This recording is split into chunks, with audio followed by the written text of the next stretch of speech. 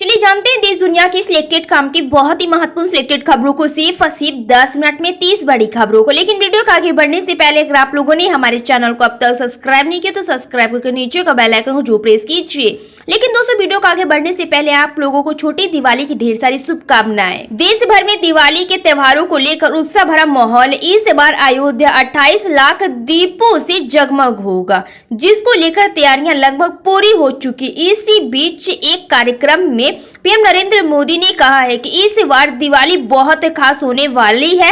ऐसा इसलिए क्योंकि 500 साल के लंबे इंतजार के बाद प्रभु राम लल्ला के भव्य अयोध्या मंदिर में विराजमान होने के बाद यह पहली दिवाली है। आयुष्मान योजना पर केंद्र और आम आदमी पार्टी के बीच ठन गई है। प्रधानमंत्री के उस बयान पर आम आदमी पार्टी ने प्रतिक्रिया दी है। इसमें पीएम ने कहा है कि 70 वर्ष से ज्यादा उम्र के लोगों को दिल्ली और बंगाल में सिर्फ लाभ नहीं मिलेगा। दरअसल केंद्र ने 17+ उम्र के लोगों को 5 लाख रुपए तक के मुफ्त इलाज के लिए आयुष्मान योजना शुरू की है। इसके तहत 6 करोड़ बुजुर्गों को पूरे देश में फायदा होगा।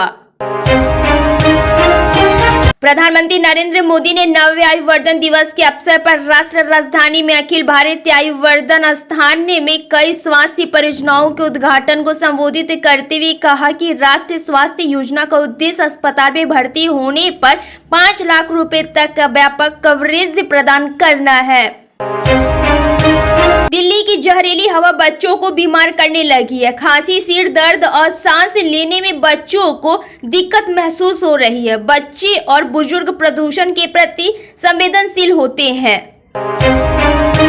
महाराष्ट्र विधानसभा चुनाव की तारीखों की घोषणा हो गई है। चुनाव 20 नवंबर को होंगे पर परिणाम 23 नवंबर को घोषित किए जाएंगे। इसी बीच महाराष्ट्र कांग्रेस के अध्यक्ष नाना पटोले ने विधानसभा चुनाव के लिए नामांकन दाखिल किया। दिल्ली समेत देश के विभिन्न शहरों में एयरपोर्ट, अस्पताल, होटल और स्कूलों को बम की धमकियां मिली। इस मुद्दे पर आम आदमी पार्टी ने केंद्र की सत्तारूढ़ बीजेपी से गंभीर सवाल किए। आप नेता संजय सिंह ने इस मुद्दे पर प्रेस कॉन्फ्रेंस में कहा, आज पूरा देश दशहत में है और वंचित है कि प्रधानमंत्री नरेंद्र मोदी की सरकार में सुरक्षा की यह हालत है कि एयरलाइंस को उड़ाने की धमकी मिल रही है, मंदिरों, स्कूलों को उड़ाने की धमकी मिल रही है।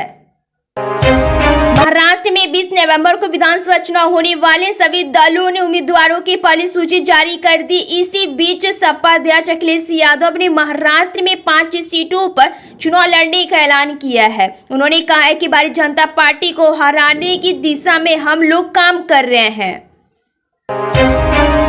कर्नाटक के उद्योग मंत्री एमबी पाटिल ने भाजपा पर गलत सूचना फैलाने और फर्जी हिंदू प्रेमी की कहानी को बढ़ावा देने का आरोप लगाया। उन्होंने आरोप लगाया है कि 2019 से 2022 तक भाजपा के शासन के दौरान वक्फ बोर्ड ने विजयपुरा जिले के किसानों को नोटिस जारी किए। समाजवादी पार्टी के अध्यक्ष अखिलेश यादव ने एक बार फिर से जाति जनगणना की बात दोहराई है। इससे हमारा समाज और भी मजबूत होगा। उन्होंने कहा कि बिहार ने एक रास्ता दिखाया है, देश को उसे देखना चाहिए। हमें पूरी उम्मीद है कि सरकार जातिगत जनगणना कराएगी और उसका डेटा भी सार्वजनिक करेगी। झारखंड के मुख्यमंत्री हेमंत सोरेन ने झामुमो जेएमएम पर राज्य में घुसपैठियों को संरक्षण देने का आरोप लगाने के लिए बीजेपी की आलोचना की और कहा कि वास्तव में केंद्र घुसपैठ को प्रोत्साहित कर रहा है।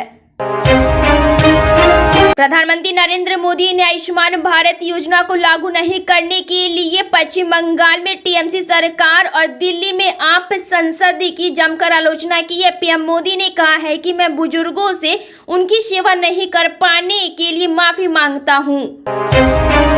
कांग्रेस महासचिव प्रियंका गांधी वाड्रा ने भारतीय जनता पार्टी भाजपा के नेतृत्व वाली केंद्र सरकार पर आरोप लगाया है कि वह केरल के वायनाड में भूस्खलन प्रभावित क्षेत्रों के लिए धनराशि उपलब्ध नहीं कराकर पुनर्वास कार्यों की उपेक्षा कर रही है।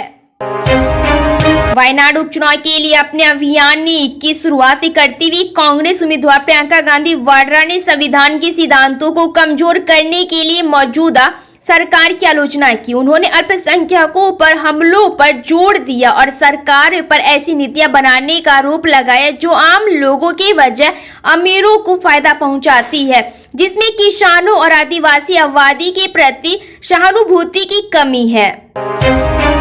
2020 में जब बिहार विधानसभा चुनाव चल रहे थे तो नीतीश कुमार ने अपनी आखिरी जनसभा में कहा था कि अंत भला तो सब भला। इस बयान के उस वक्त ये मायने निकाले गए थे कि नीतीश कुमार आखिरी बार जनता से मुख्यमंत्री पद के लिए आशीर्वाद मांग रहे हैं।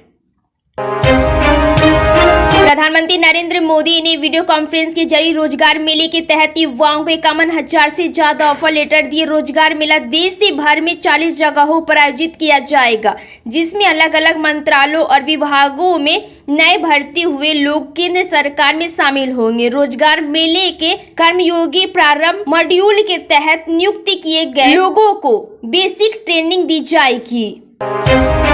झारखंड विधानसभा के पहले चरण के मतदान के लिए अब मुश्किल से 2 हफ्ते का समय रह गया है। सत्ताधारी जेएमएम की अगुवाई वाला इंडिया ब्लॉक और बीजेपी की अगुवाई वाला एनडीए दोनों इस चुनाव को जीतने के लिए अपनी ओर से कोई भी कोर कसर बाकी नहीं रख रहे हैं।